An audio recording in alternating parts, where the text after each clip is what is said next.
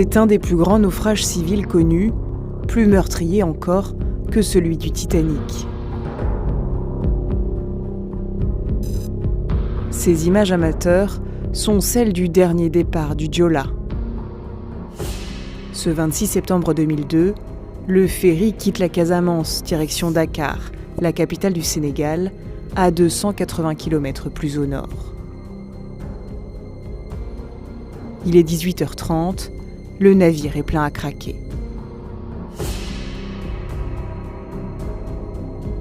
4 heures plus tard, le ferry se retournera totalement en 5 minutes, emportant avec lui la quasi-totalité des passagers.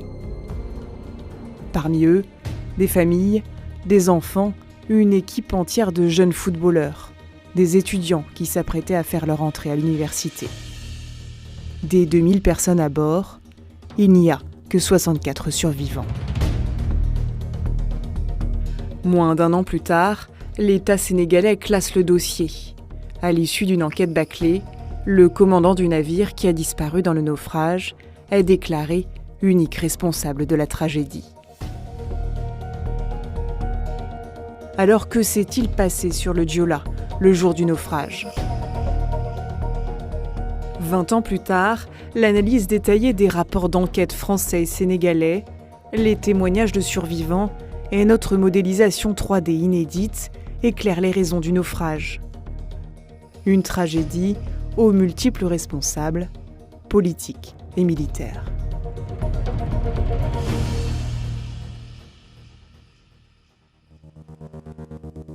« 26 septembre 2002, le Joola fait escale à Carabane, direction Dakar.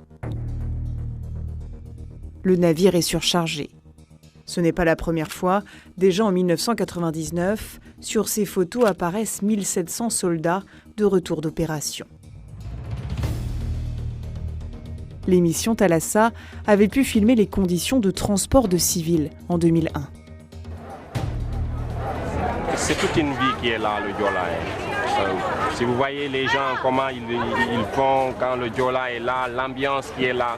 Le bateau, le Joola, je l'avoue, ça fait partie de l'âme de l'économie du Sénégal.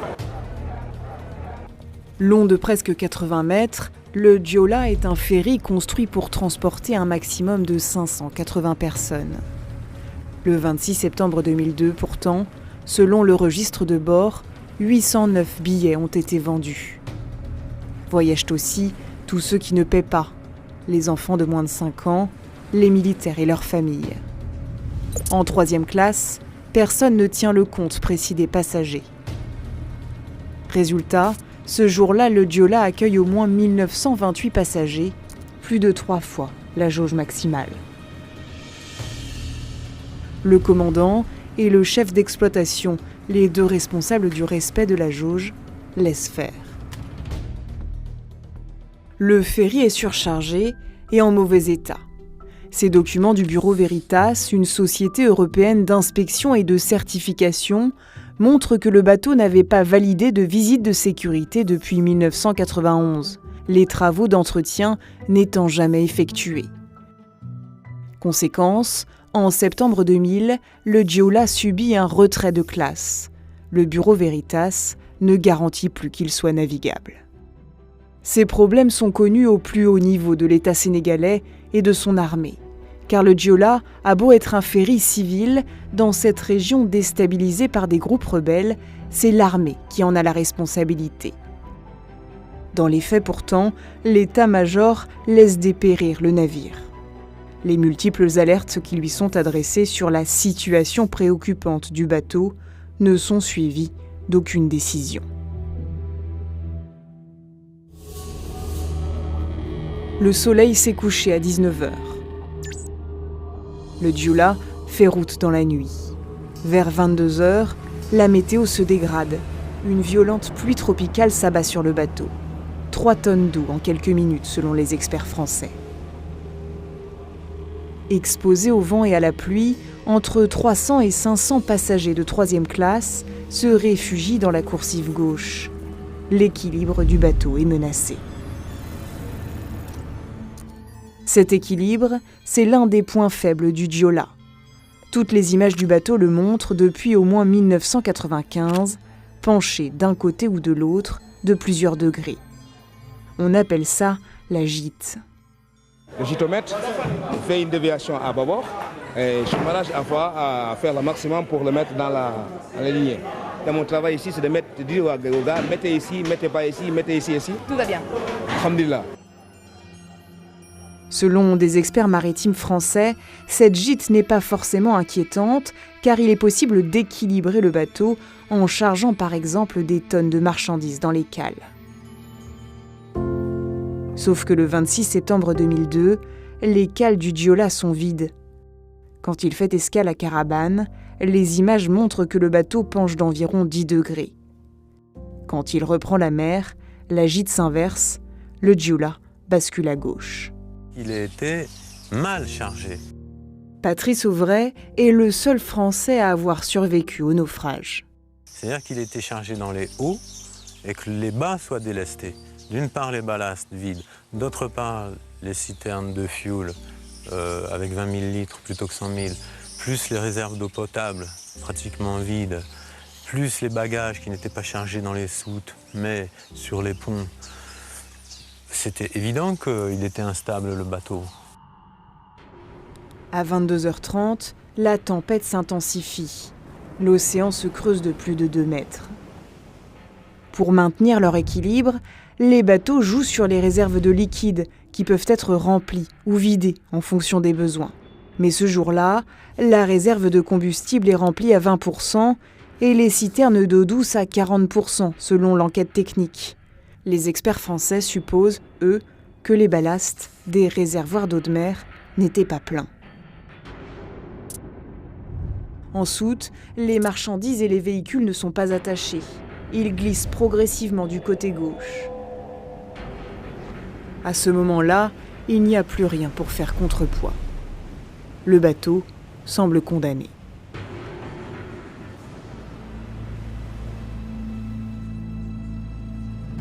Issa Diarra, le commandant, aurait-il pu sauver le navire et ses passagers?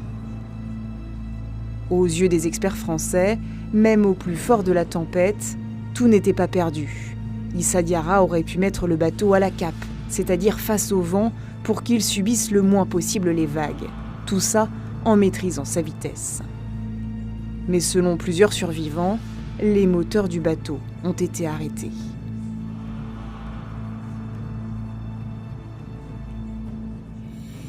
Maître à bord, le commandant du Joola est-il pour autant le seul responsable? Selon le rapport d'enquête français, le personnel du navire, y compris le commandant, n'avait pas suivi les formations jugées indispensables par les conventions internationales.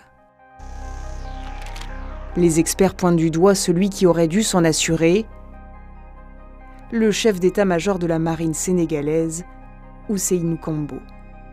Non seulement il n'a pas pourvu à l'armement du Joola avec un équipage qualifié, mais en plus il a aggravé sa faiblesse, quand en mars 2001, il a supprimé le poste d'officier énergie. Toutes ces tâches se sont donc trouvées reportées directement à la charge du commandant. Mal formé, mal encadré, le personnel du Joola a accumulé les erreurs professionnelles. Des images sous-marines, réalisées le lendemain de la tragédie, montrent que malgré la grosse mer, la porte arrière du ferry a été laissée ouverte, tout comme plusieurs hublots. On aperçoit même ces manches à air, coincées dans des hublots pour faciliter l'aération. Vers 22h50, le Joola se situe à 30 km de la côte. Un coup de vent frappe le bateau. Il bascule à bâbord, à 10 degrés, puis 12. Quand les 20 degrés sont atteints, l'eau s'engouffre par les hublots. À 22 degrés, c'est le point de non-retour. Le navire se retourne brusquement. Il est 22h55.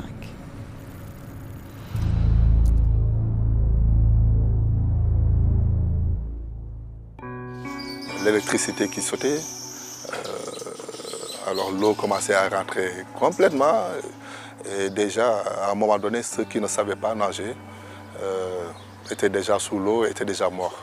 Les cris par-ci, par-là, je me suis dit à Léandre, il Vraiment, c'est ça la mort. Je savais nager, alors j'ai essayé de me rappeler du chemin que j'avais pris pour entrer dans le bateau. J'étais en apnée. À un moment, j'ai perdu espoir. J'étais comme enfermée sous l'eau. J'étais épuisée. Je me suis dit, c'est la fin.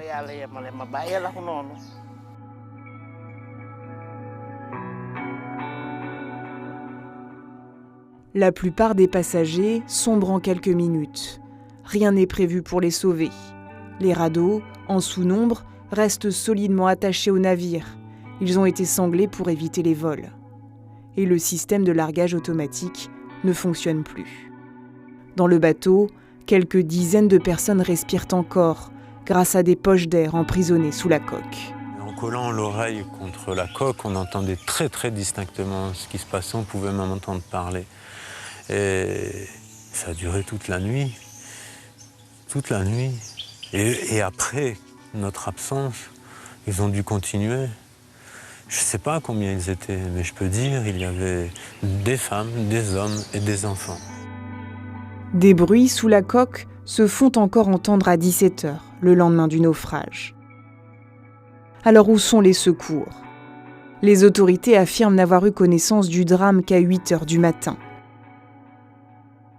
Une version contestée par une vigie du port de Dakar. Et à 5h30, 5h40, la Marine nationale m'appelait pour me demander si j'en avais ces nouvelles. Nouvelles que je n'en avais pas. Et je me mettais à appeler Diola sur le canal 16. 4-5 fois, il ne répondait pas. Et je disais donc à la marine qu'il n'y avait pas de nouvelles de Diola. Ce n'est qu'en fin d'après-midi, 18h après le naufrage, que les secours arrivent. Sous la coque renversée du Diola, quelques voix s'élèvent, mais les 2 plongeurs ne parviendront pas à les sauver.